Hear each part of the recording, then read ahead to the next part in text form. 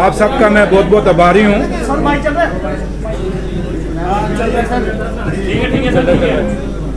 आप सबका मैं बहुत बहुत आभारी हूँ, शुक्रिया अदा करता हूँ कि आप सब बड़े शॉर्ट नोटिस पे यहाँ पे आए। आज का इशू जैसे आपको पता है कि चंद रोज पहले पीपल्स डेमोक्रेटिक पार्टी की लीडर महबूबा मुफ्ती जी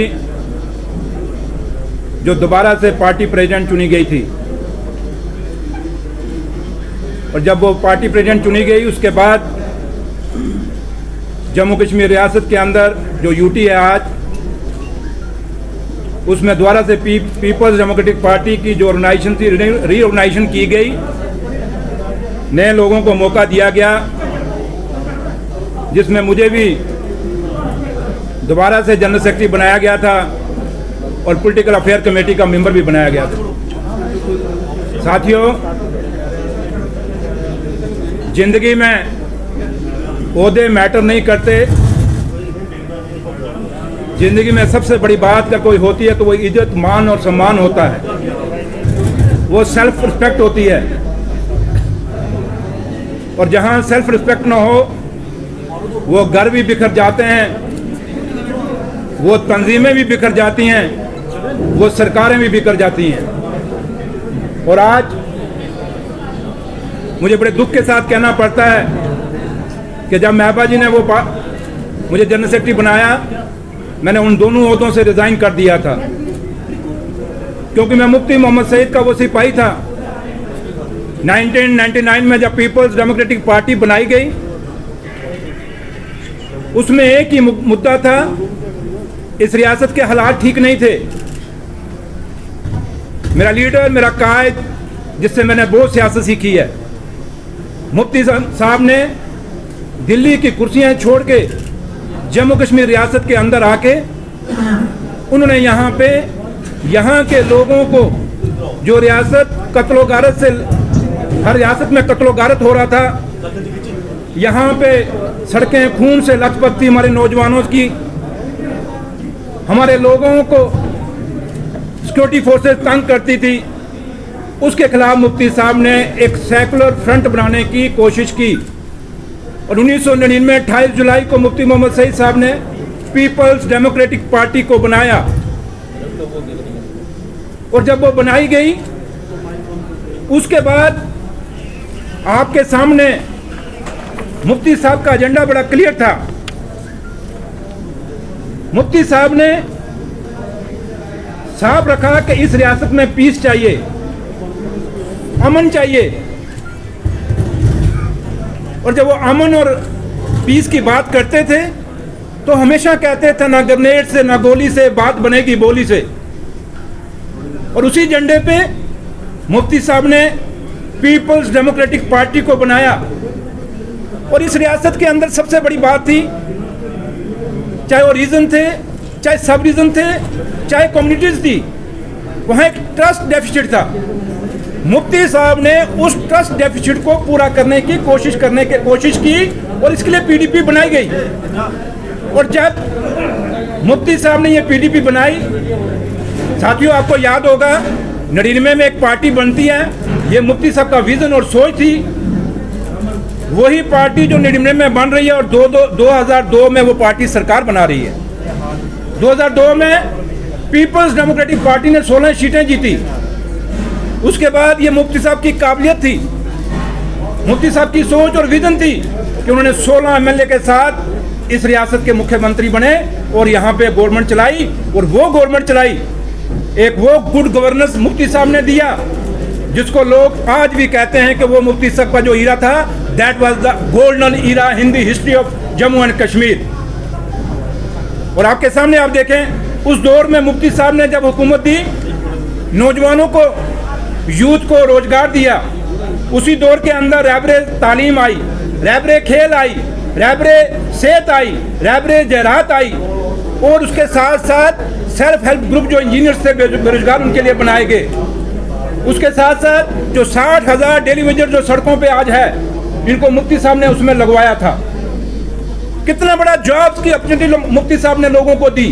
आपके सामने उस दौर में जब सरकार मुफ्ती साहब की थी 2002 में, कांग्रेस के साथ अलायंस था, उसमें टूरिज्म कितना बड़ा था, बिजनेस जम्मू कश्मीर रियासत का कितना बड़ा था, माता वैष्णो देवी के अंदर अपना इसका यात्रियों का फ्लो कितना बड़ा था, उसके साथ साथ डेवलपमेंट कितनी हुई थी।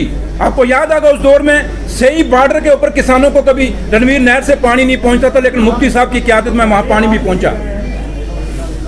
और जब मुफ्ती साहब ने ये काम किए, उसी को देखते देखते उसी 2002 के टेन्योर में जो मुफ्ती साहब कहते थे पीस विद डिग्निटी, वो हमेशा कहते थे कि अगर हिंदुस्तान और पाकिस्तान जब तक बैठ के बात नहीं करेंगे, जम्मू कश्मीर में शांति नहीं आएगी, बॉर्डरों पे शांति नहीं आएगी।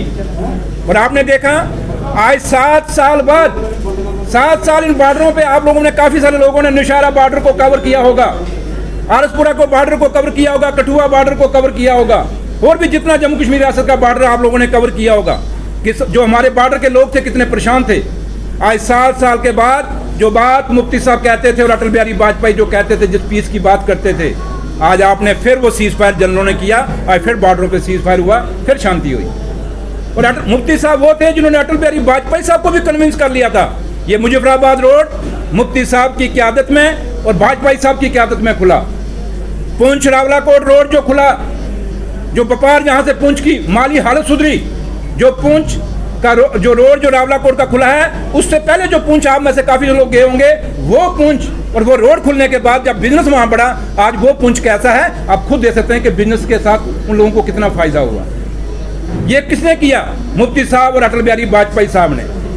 इसलिए मुफ्ती साहब का जो एक दौर था, वो एक ऐसा दौर था जिसमें पार्टी भी बनी और ग्रास रूट लेवल तक, चाहे हिंदू था, चाहे मुसलमान था, चाहे सिख था, चाहे ईसाई था, चाहे वो कश्मीर वैली थी, चाहे जम्मू रीजन था, चाहे लद्दाख था, पूरे के पूरे तीनों खित्तों को मुफ्ती साहब ने बराबर चलाया, जिससे पीपल्स डेमोक्रेटिक पार्टी को लोगों ने जब 2008 में इलेक्शन हुआ, उसमें 21 सीटें आई।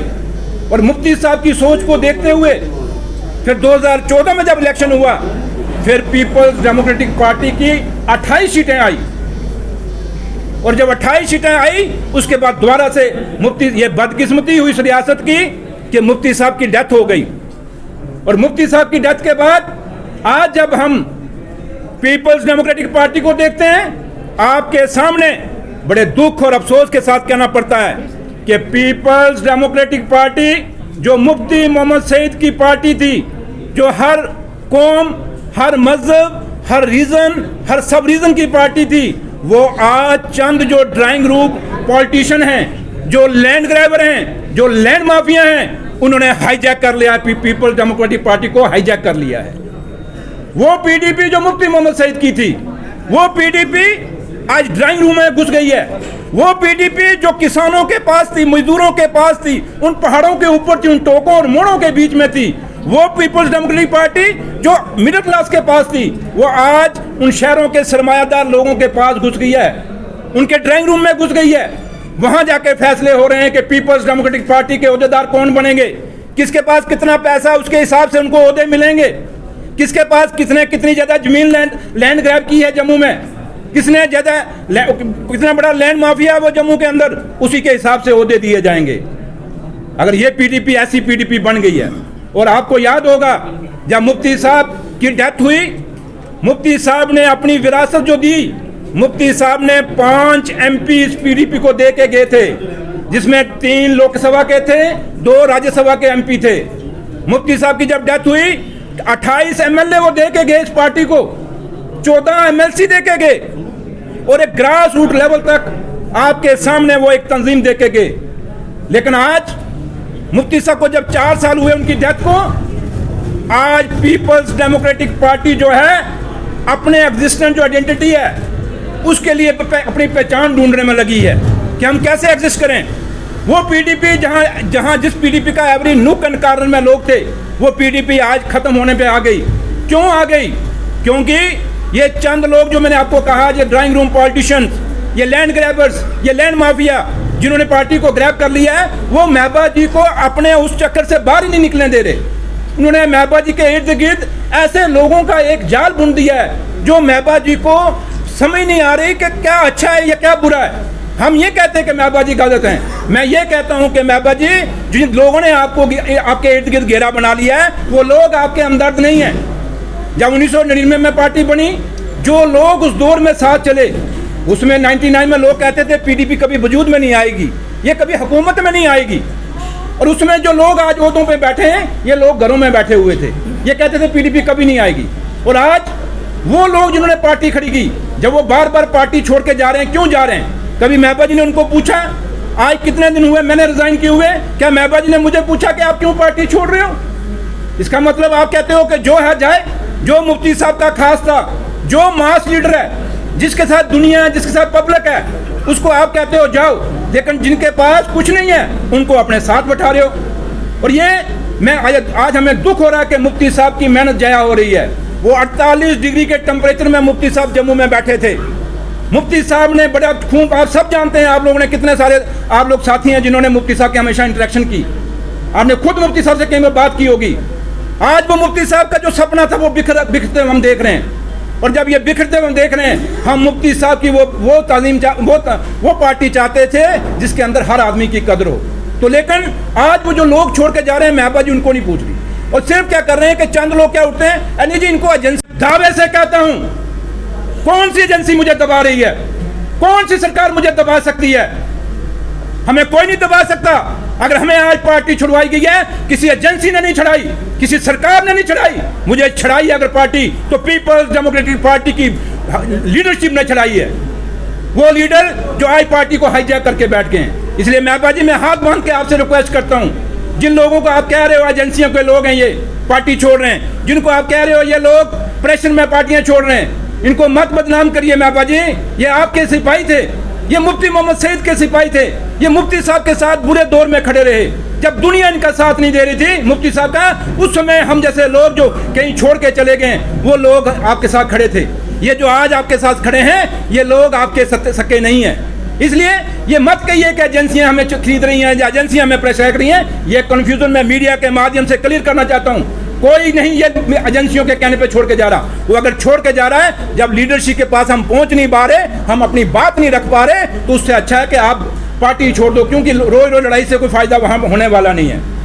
इसलिए साथियों, मैं आपसे एक चीज कहना चाहूंगा कि आज आपने जब देखा होगा 5 अगस्त 2019 के बाद यहाँ जम्मू में पीपल्स डेमोक्रेटिक पार्टी के क्या हालात थे।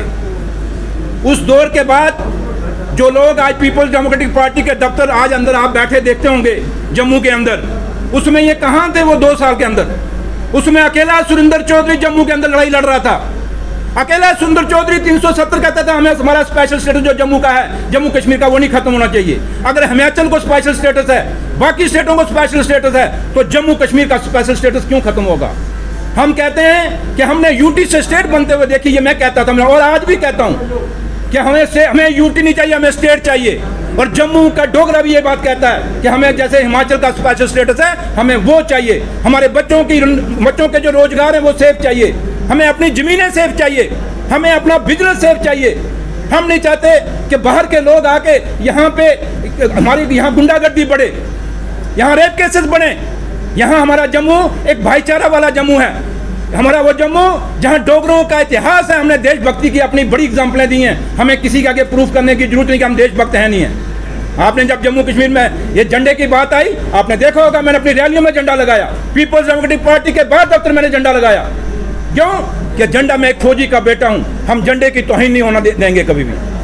पार्टियों में जरूर है, लेकिन देश के आइन, देश का तिरंगा, देश के कानून को कभी हम बेइज्जत नहीं होने देंगे।